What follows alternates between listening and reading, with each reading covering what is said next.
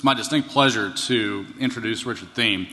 Richard's been giving talks here at DEF CON for 19 years. That's absolutely incredible. I don't want to embarrass him and tell him what I was doing 19 years ago. But, you know, whenever I go home, especially certainly being a goon and the old team that I was on, I usually missed most of the talks, but I always make time to go back and listen to Richard's talks.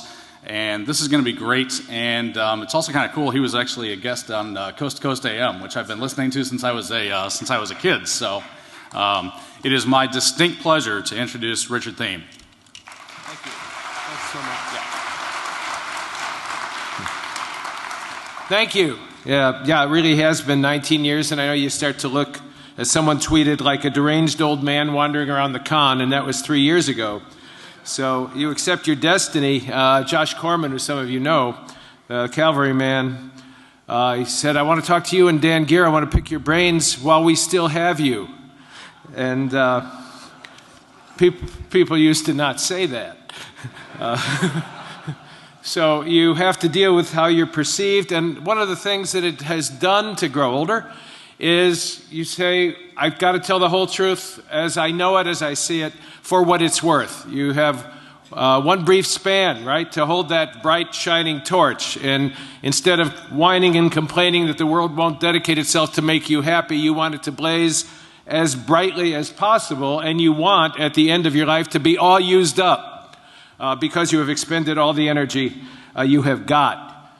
In doing that and trying to be of service and value to the people you have come to love, which includes this weird collection of people here at DEF CON.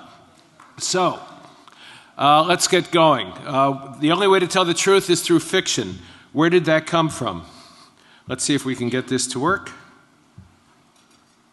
Nope. Keeps doing the same thing. There we go. All right, it is no wonder how complicated things get, what with one thing leading to another, said E.B. White, and he wasn't kidding. It's a Mobius strip. In other words, when you set off on the journey to find out what's real, you are walking on one side of the strip, and you are convinced that there is another side of the strip, and as you come around, you know how a Mobius strip works, you find yourself always on the same side. My intention is to describe here what the world since World War II has become. I did this at Besides and asked who had been born during or before World War II, and my hand was the only one that went up. In this room, there are probably a few more. I see some graybeards, but not many of you might know in a non-contextual way that how we have come to live and accept reality for what it is different than it was before the Cold War, which created postmodernism and deconstructionism as a necessity to understand or have a beginning of a clue to understand what's going on. I know we love to say, out of the Matrix in Neo, you take the red pill, but my experience is the deeper you go after taking the red pill, the more lavender it becomes. And you've got a red and purple pill all the way down. We can never get to the bottom of it because the Mobius strip brings us back to where we began. So what I want to do is describe the conditions as I see them and hope that you will not respond to some people due to, when I do the talk on UFOs and government, how the government responded to UFO phenomena for 60 years by saying, I don't want to know that, because the national security state has created that as an essential bubble in which people will live their lives by choice, because the cognitive dissonance of knowing what is real in our lives, in our society, and in our nation is too painful, too discordant. Remember what Nietzsche said a long time ago. When one is confronted with the unknown or danger or discomfort, the first instinct is to abolish the discomfort and the pain. Any explanation, he said, is better than none. Because what you want to do is get your head rid of oppressive representations. One is not particular about how we get rid of them. The first one that explains it in a familiar and comforting way is the one that people grab a hold of.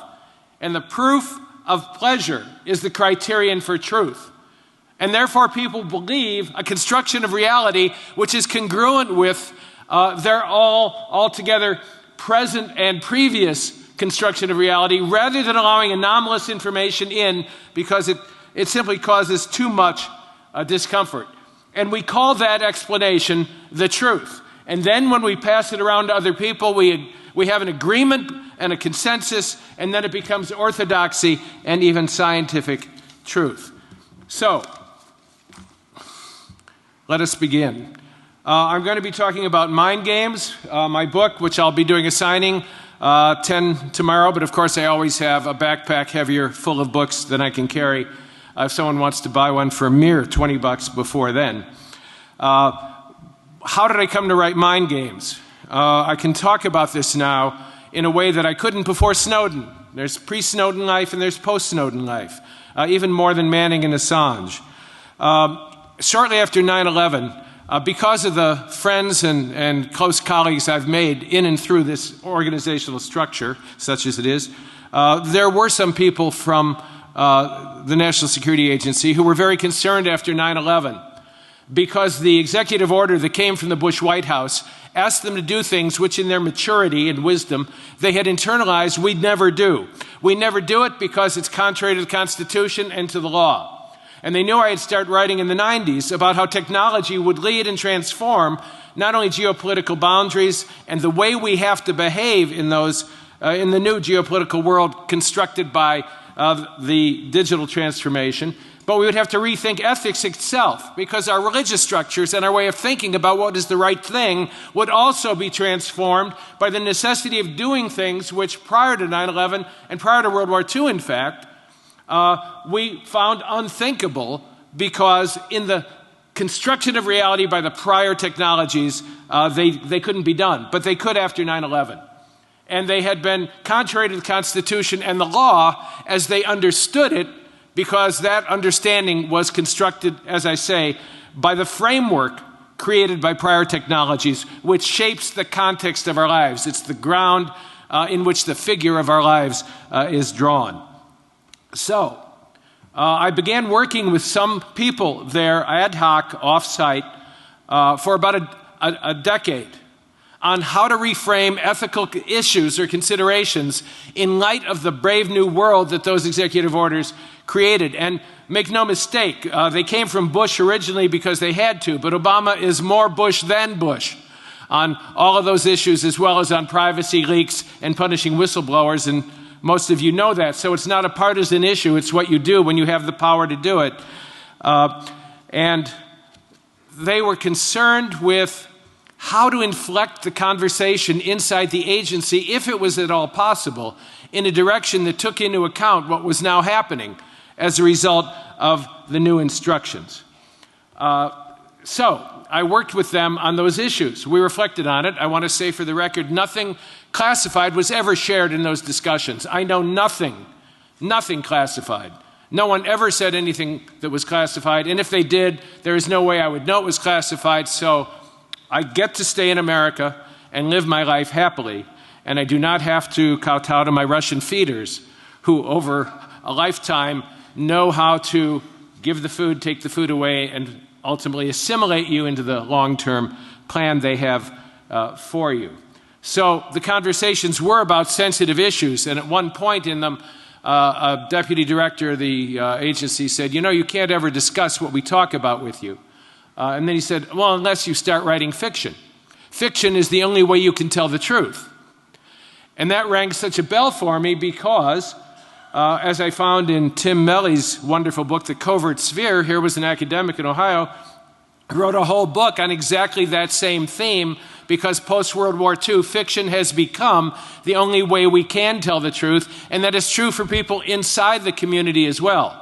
So I began writing stories. I've published about 35, and this year I will soon finish a novel called Foam, and 20 or 19 stories were collected in mind games.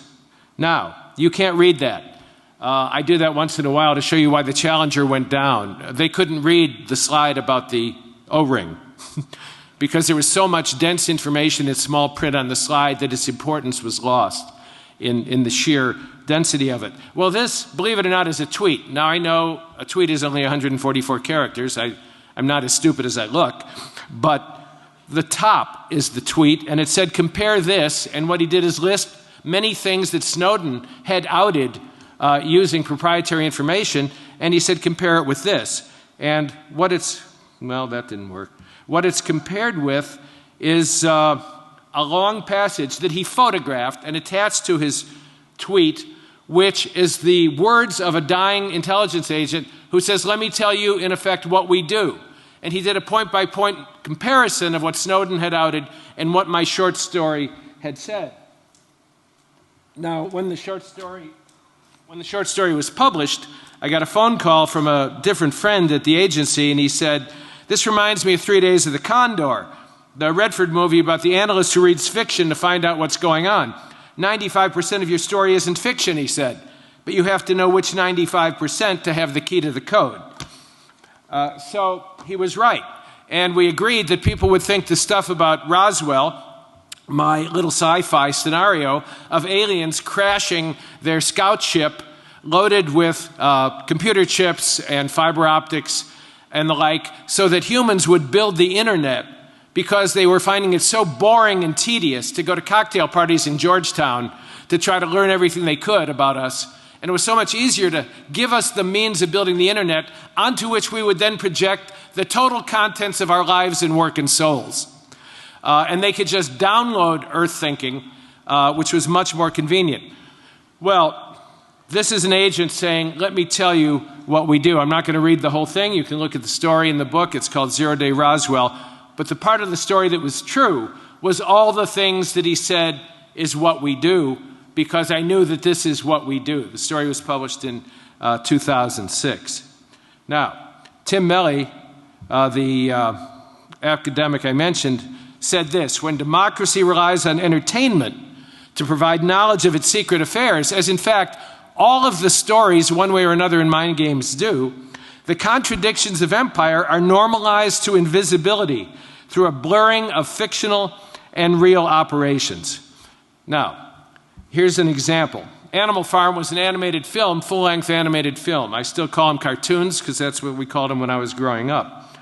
But it was a full-length film of the George Orwell book, Animal Farm, and it was made by the CIA. It was created entirely by the CIA, manufactured by the CIA, and disseminated by the CIA through other fronts. And that was typical of what was being done in the 1950s. It was a suspension of democracy, a conscious decision by the government to suspend democracy in its actions in order to preserve democracy in its fictional context, i.e., our lives. And in that context, the CIA in the 50s and 60s became one of the largest sponsors of art and literature in the world.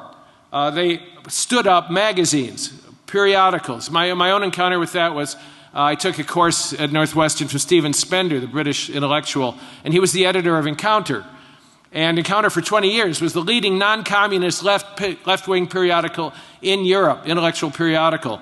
And he claimed at the end, his wife Natasha said he was so naive he probably meant it, that he didn't know that for those 20 years, the only reason funds continued to flow into the magazine is that from the beginning to the end, it was a CIA operation.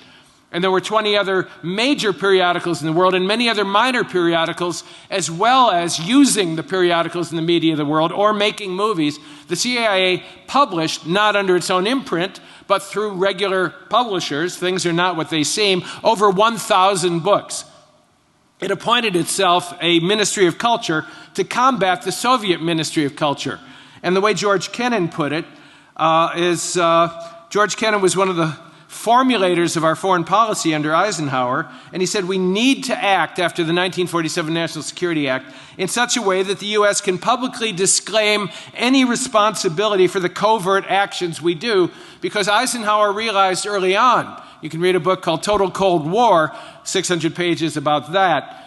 Eisenhower realized that in the absence of a nuclear exchange, which sane men and women would not have, the only way to win and fight the Cold War was through words, icons, glyphs, symbols, through propaganda, through disinformation. And there was no way to do disinformation that did not cause blowback, that is, that did not include all of the American people in the false scenarios and creative narratives that came out and through the media into the mind of society without having everybody part of that disinformation campaign. You couldn't deceive the Soviets without deceiving the American people. And so the American people themselves became subject to the propaganda campaign that we instituted in order to fight the Cold War. I mentioned Kennan. He was the formulator of that policy. There's also the brothers, John Foster Dulles and Allen Dulles, John Foster at State, Allen at CIA, who worked in tandem to create the kind of world they did. And their first adventure was to overthrow Mossadegh in Iran at the behest of the British, who were afraid their oil interests were going to be nationalized by a duly elected, democratically elected head of government. And then we did our bends in Guatemala. And to do our bends, Eisenhower called on Eddie Bernays, the father of spin, to do it properly. And the whole religious system in Guatemala was used. Priests were stood up and fed the kinds of lies that they had to promulgate from the parish to the faithful who believed them about false things about our bends, so they would fear him and support the overthrow, again, of a democratically elected government. So the Cold War became a war fought through symbols, words, propaganda, and still we have a military presence one way or another in about 150 countries. So we are still creating the same kind of fictions that we began to do then. As I say, it began under Eisenhower. Kennan sponsored it, and I'm going to give you an example. Kennan said, "They have fought us with unreality, with irrationalism. Can we combat this unreality successfully with rationalism and with truth?" And the answer was no.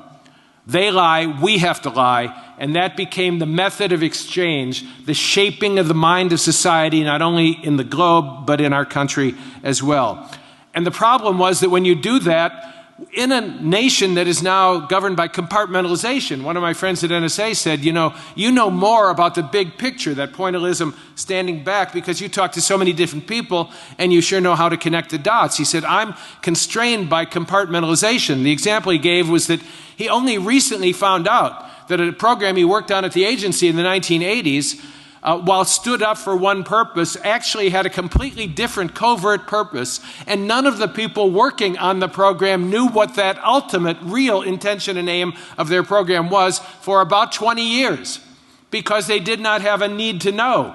And therefore, people inside the IC are often subjected to the same propaganda, the same narratives that we are, because they can't go elsewhere inside the IC to ask what the truth is. And out here we kind of can, but we can only express it without fear of jail or exile in fiction. So let's look at an example. The search for the Manchurian candidate. You're all familiar with brainwashing as a concept, correct? We all know what brainwashing is. It's terrible and it's to be feared. We fall into the clutches of evildoers, and they so work on us, or they use drugs, or they manipulate our brains with bombardments of electromagnetic pulses, and pretty soon we're doing exactly what they said. And the Manchurian Candidate was promulgated through American life in fiction by Richard Condon, and then it was turned into a movie with Frank Sinatra, which was even better, because who doesn't believe Frank Sinatra, right? And so brainwashing became part of the fabric of our understanding of what the Chinese and the Russians would do to our poor guys if they were caught and subjected to it. But let's look at where brainwashing came from. Do you know the term came from a guy named Edward Hunter? He was a journalist. He was one of the many, many journalists who had contracts with the CIA. In fact, he himself was simply an agent of the CIA, as he subsequently revealed. He invented the concept of brainwashing as part of a propaganda campaign to mobilize support for our massive military buildup in the early 1950s. Dulles at State believed in what he read about brainwashing. How could Dulles buy that from his own agent? And I'll give you another example of that in a minute, of how easily that could happen, thanks to Secretary of State Haig and what he showed us. So They believed about brainwashing, what we came to believe about it. We were in a panic about it, and we needed to find out how it worked, so we began experimenting on North Korean prisoners in the same insidious ways we said they were experimenting on us, because like the digital world, if anything anywhere is a threat, you have to control the whole world. That's the rationale of our cyber thinking right now, and our terroristic thinking. You can't have anybody get through. So you spend a significant amount of money more than you would if you accepted some casualties and some damage. But our intention in dealing with brainwashing was to fuel anxiety about communism and its methods. Meanwhile, inside, of necessity, given what we thought they were doing to us, we needed to find out how these methods worked. And the programs that we instituted, things like, you probably know the names, Bluebird, Artichoke, MK Ultra. We only know about those programs because when the director of CIA ordered all references to them destroyed, kind of like Indiana Jones in the warehouse, he forgot one box. There was one box of 50,000 financial documents, which enabled us to connect the dots on what we were doing and what these programs were about. And that's the only reason we know about it.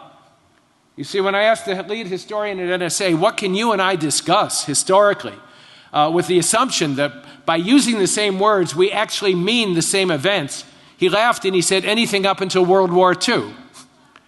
He wasn't kidding. It was kind of a joke, but he was saying that when this world, OSS morphing into CIA in the late 40s, when this world really got underway, the world in which we live, it was like listening to a symphony in a hall with a lot of dead spaces.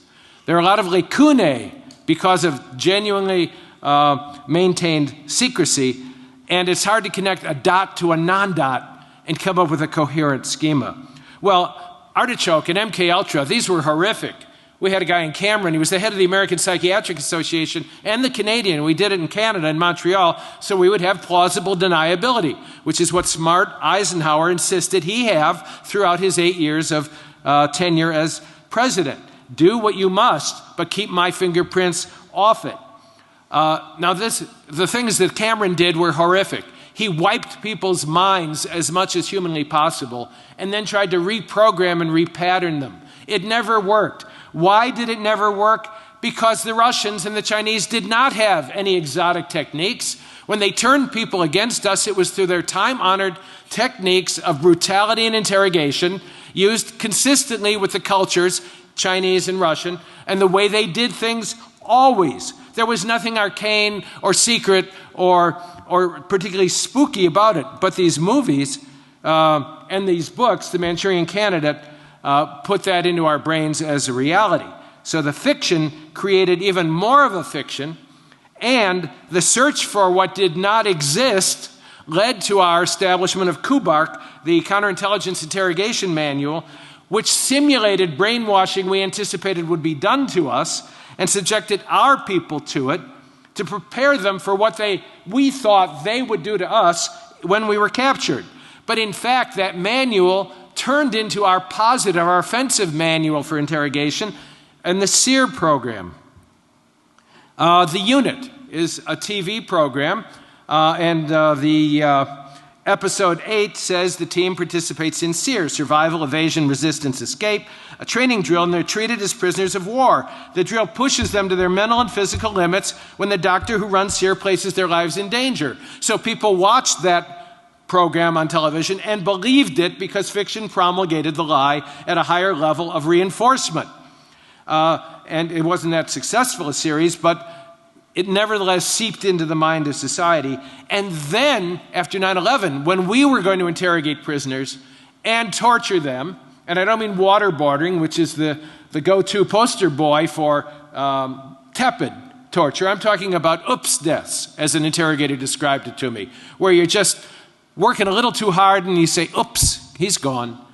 And then you called in a doctor to falsify the death certificate and say that he died of natural causes. Documented by Steve Miles in his concern about doctors being used in contrary to our own principles at Nuremberg to monitor torture and improve on it from interrogation to interrogation, which result came from him going point by point through thousands of documents unearthed by the ACLU about who was where when interrogation took place and how it was done. a subject which I talked to the bioethicist at the AMA about exploring a little more, and he refused. He said if there's enough groundswell of support for looking at that, we will, but that's not our concern. Well, it isn't our concern, but the irony is that that SEER manual then became the template for how we interrogated and tortured people. All down the Mobius strip, all back from the Mobius strip, when that pseudo-journalist working for the CIA created the notion of brainwashing, and it began its long journey into your minds, so that even while I'm speaking, there's at least somebody in this room who is saying, because of the discordance it creates, I don't want to know that.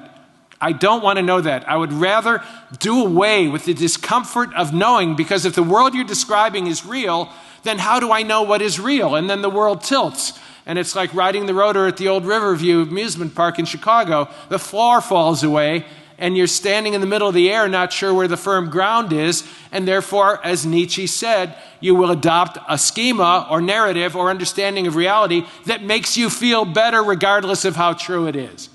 My exploration of how the government responded to UFO phenomena is full of that kind of response. Okay, so that's what happened with brainwashing.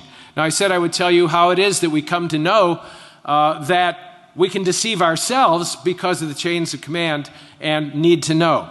What you're looking at is the Soviet submarine, the K-129. It was a nuclear submarine, and it went down. And we wanted to retrieve it. But we didn't want the Soviets to know we were retrieving it. Now, along the assumptions that I've spelled out, this is what we did. This is the Hughes Glomar Explorer, built by Sunship to secretly lift a sunken Soviet submarine at the height of the Cold War. This wasn't the only project. This was through Howard Hughes. But a gentleman called me, and this is where you get some of your information. People who have retired or are dying, and they just want to say something, because the burden of not ever telling the truth about your own life and your own reality. Someone told me the other day about their grandfather or father who was in NSA, and what it did to his marriage for him to disappear for 4 months at a time and come back and be able to say nothing. Or as a friend at NSA said the other day, kind of chuckling, a young man was coming into the agency, just gotten his clearances, and he was, and his parents who worked at NSA were very concerned. Why? Because he didn't know that they worked at NSA and they had lived with the family lie all their lives.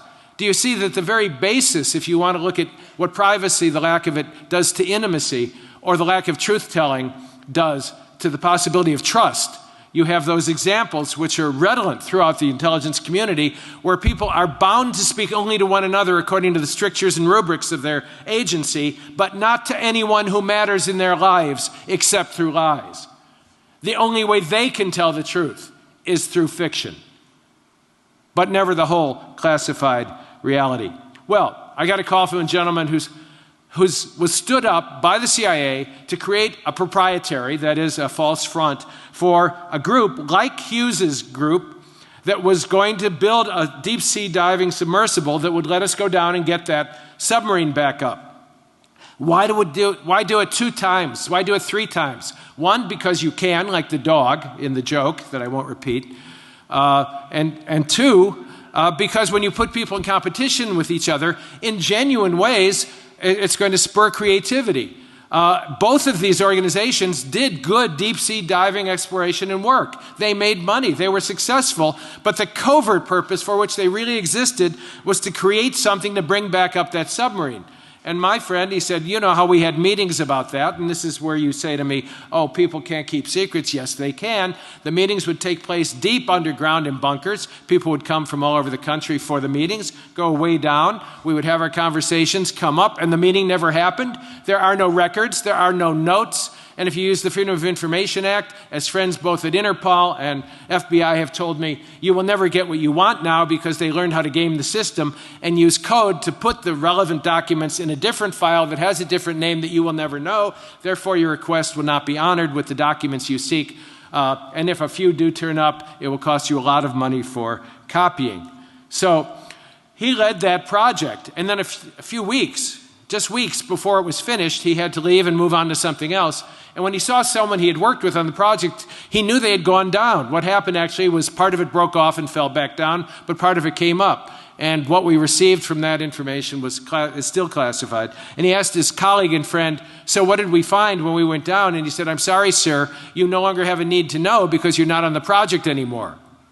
So he, like me, like all of us, had to wait 20 years for the whole project to be declassified. Like MKUltra, I refer to Susan Hassler in the notes on the disc that you received.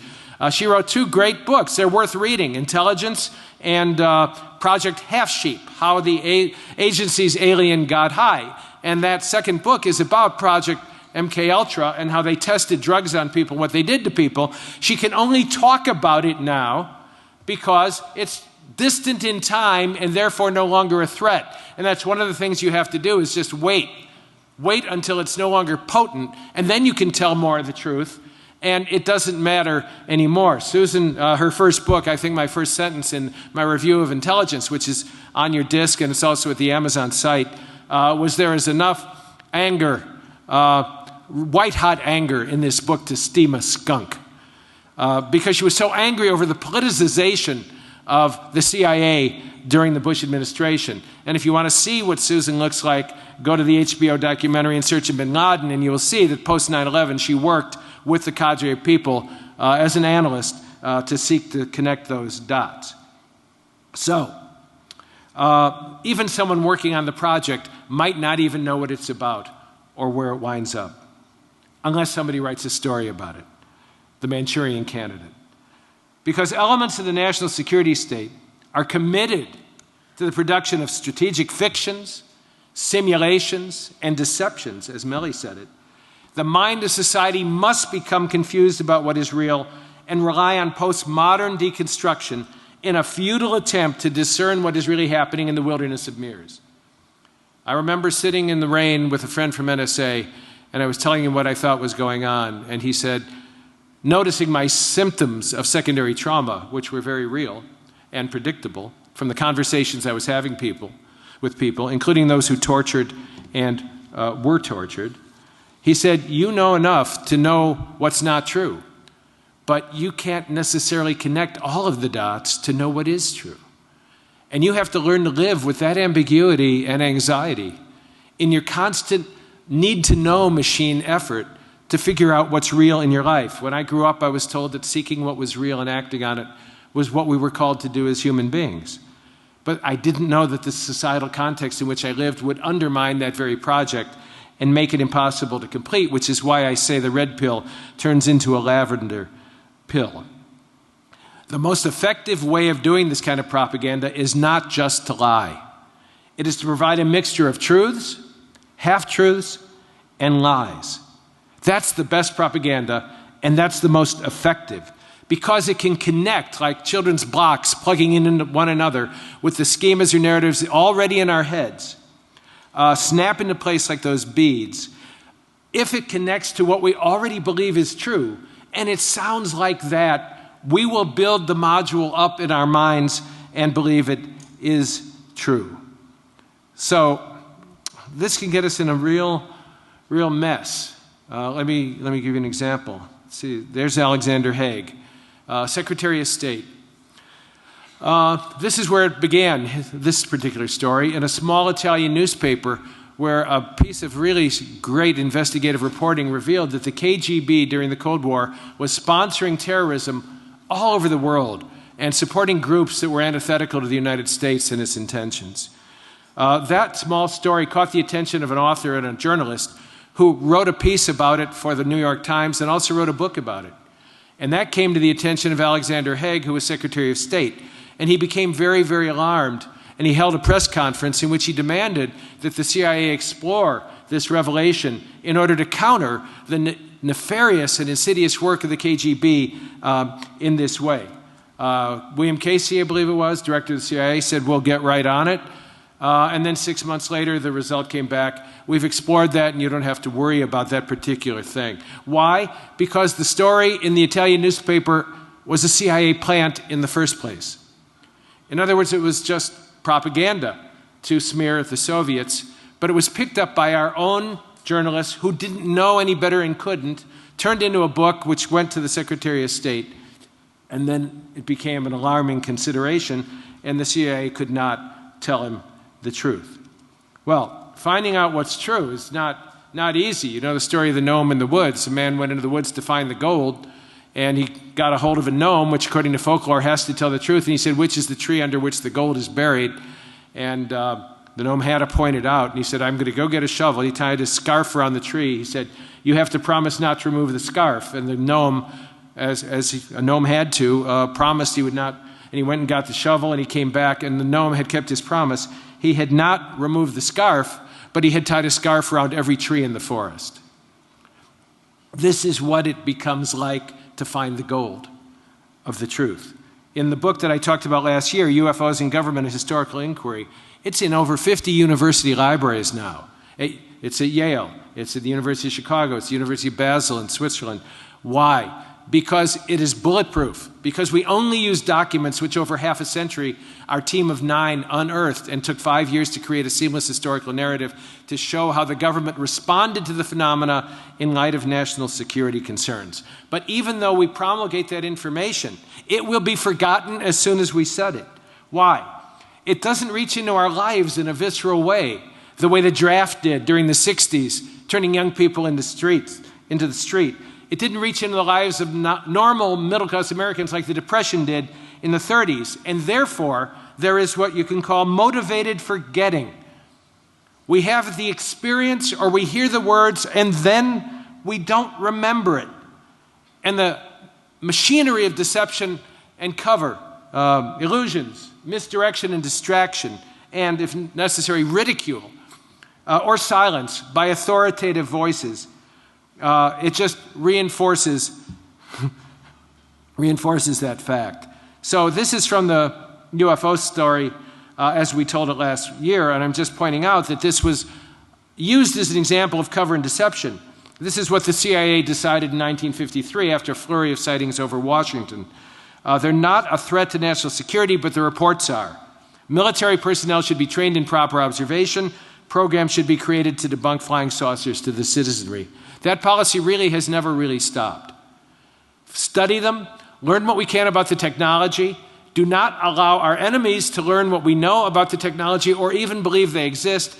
And so of necessity, the citizens of the United States, ridiculed and debunked and rejected, were treated as if they were enemies. And that's what Hynek said when he finally gave up, the astronomer. He said the public was in fact placed in the role of the enemy, against whom counter-espionage tactics must be employed. I frequently felt those in charge considered people who even took an interest in UFOs and wanted to know about them were treated as enemies. It is not just about that, it is about everything Snowden did as well. Okay, do you know who that is? Somebody tell me who that is. Thank you. Everybody knows who Jack Bauer is. If I showed you Haig and asked that question, very few of you would know who it was. But you know who Jack Bauer was. Well, listen to this quote now from Justice Scalia, citing 24 as relevant background for constitutional jurisprudence. This is a quote. Jack Bauer saved Los Angeles. He saved hundreds of thousands of lives, Scalia said. Recalling season 2, where his rough interrogation tactics saved California from a terrorist nuke, the Supreme Court judge etched a line in the sand. Are you going to convict Jack Bauer? He challenged his fellow judges. Say the criminal law is against him, as if the law doesn't matter. You have the right to a jury trial. Is there any jury in America that would convict Jack Bauer? I don't think so. So the question, this wonderful jurist concluded, question is whether we believe in absolutes, and ought we believe in absolutes? And his decision obviously was to believe them. Well, the Earth to Scalia communication was, Jack Bauer doesn't exist. It's fiction. But the way the program was promulgated through the program 24, and I'm working with a guy named Robbie Graham who's doing a wonderful book. It's on CIA influence and military influence in regard to UFOs, but it's how they manipulated and managed that program, which I just mentioned in passing, to debunk the citizenry in order to alter the media that came into the mind of society from the 1950s on. And it's all documented. If I have time, I'll get to it. Well, I'll say something right now. Space Wars, that's by a friend of mine, William B. Scott. Bill Scott said he could not get people to listen to what he was saying about how a small non-state actor supported by a state actor in the background could impair our satellite functioning significantly. And he was told by a director in Hollywood, look, and he told me this, he said, you make one mistake from the podium in what you say is true, you're ridiculed, your reputation is destroyed, and through the various wraparound reinforcing outlets of media, the mouthpieces of the media that are used, you will no longer have credibility. But if you make it fiction, he said, it's mind candy. He said, here in Hollywood, we've been doing that about things for a long, long time because mind candy goes down easily and people just eat it and absorb it and it goes into their mind and they just take it for what it is. So he wrote a novel called Space Wars to try to get the point across. It also keeps him safe. No, I don't want to go there yet. Well, all right, I'll go there.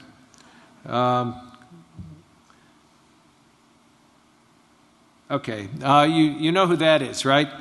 More of you would recognize Dustin Hoffman probably playing Carl Bernstein, but that's Carl Bernstein.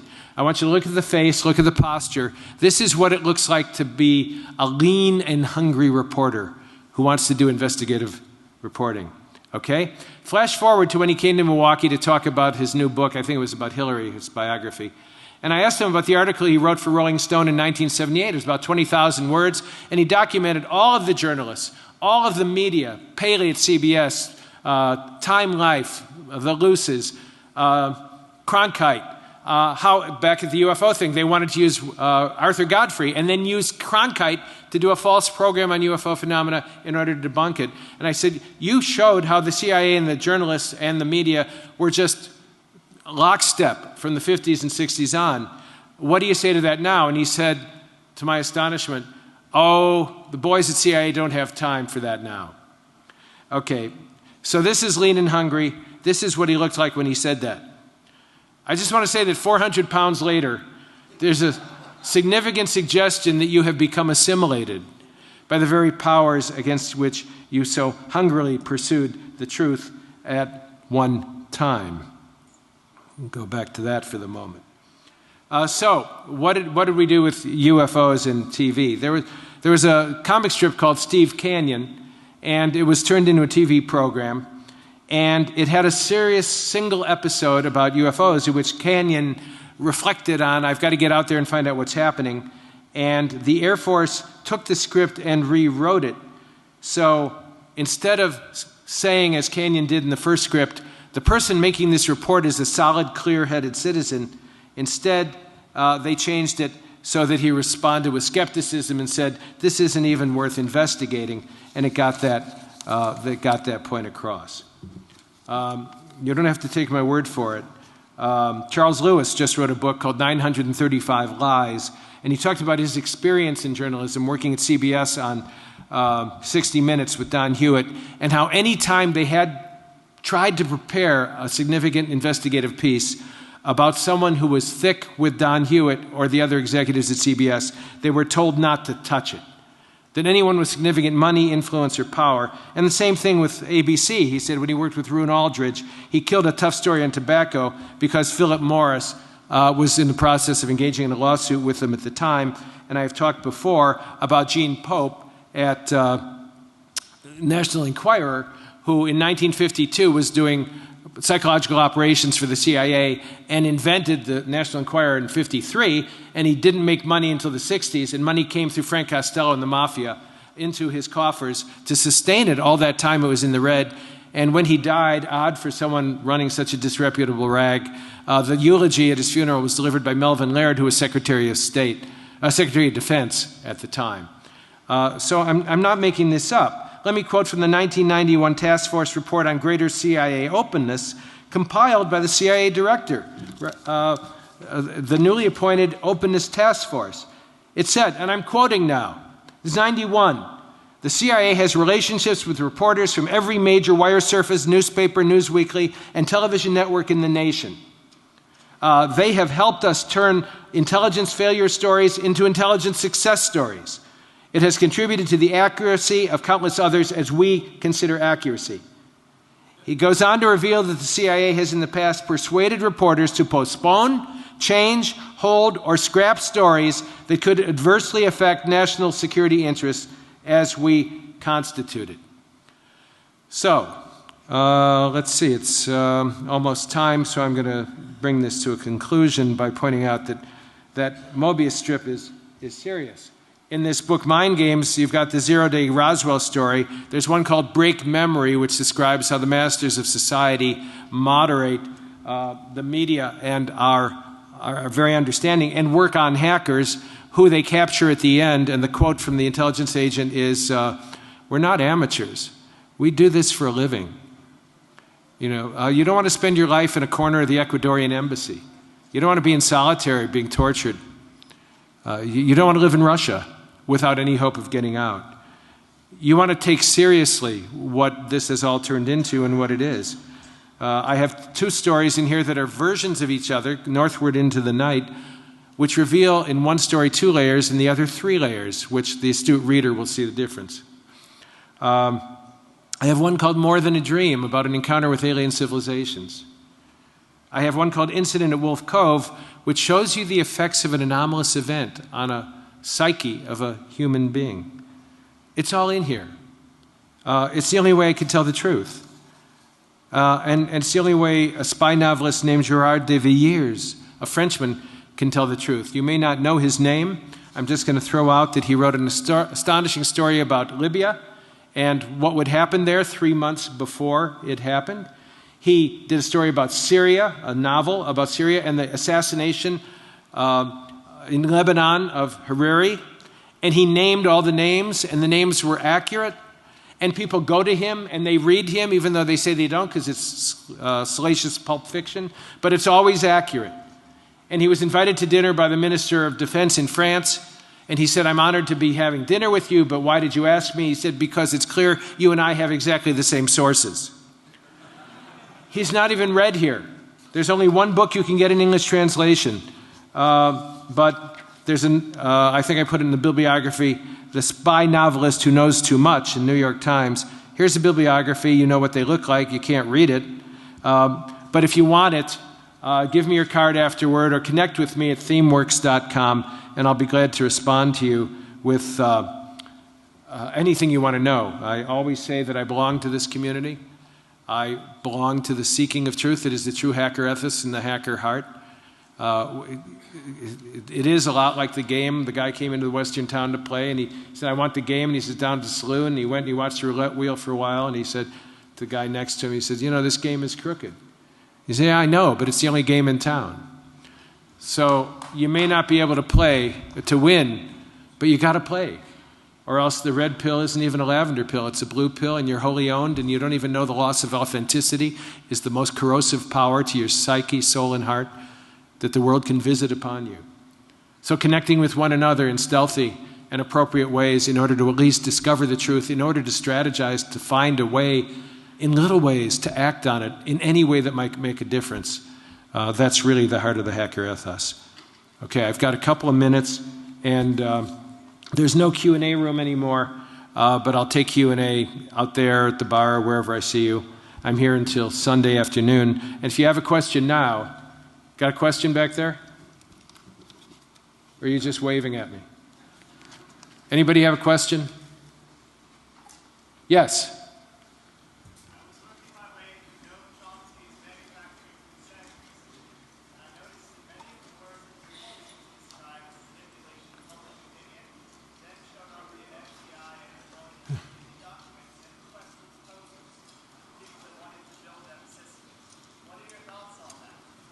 On what exactly? What, I mean, I know I'm familiar with the book and I'm familiar with Chomsky's work. What my thoughts on?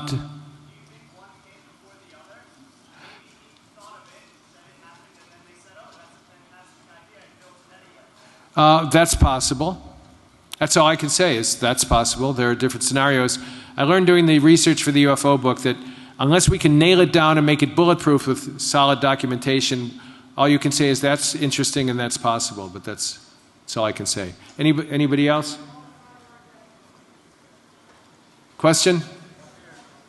Where? At what point in your writing career did you decide to? At what point did you decide to fix When my friend, the Deputy Director for Homeland Defense at the NSA, said to me directly, you can't talk about what we talk about with you. And then he paused and he said, unless you start writing fiction. Fiction is the only way you can tell the truth. That's a literal statement about a conversation we had personally. And I returned to writing short stories. As I said, I published 35 of them since then, and I'm about to finish a novel, and Mind Games was collected. Mind Games is about 4 kinds of non-consensual reality: intelligence work, hackers, encounters with alien civilizations, and deep states of consciousness, and what we see and feel and experience when we genuinely have the courage to explore in a bathysphere the psychic connections between us and who we are as a kind of composite organism. It's 4 kinds of stories, and that's when I did it, because what he was saying made sense. And we took very deadly seriously the almost failed effort to try to inflect that conversation inside. You know how it hasn't happened, but there are words inside in policy which suggest people do something along the lines we suggested. But this is a huge issue, and when your task is to defend and protect America as you understand it, you put everything else on the back burner. And when you go to the White House in the morning when you're elected and they hand you the briefing from the night before, the 10 worst threats, any human being who's sane is going to say, what can you do to stop these? And when they tell you we can do this and this and this, you're going to say, do it. Do anything humanly possible to stop that. That's it. Question later? Yeah. Okay. Thank you very, very much. Appreciate it.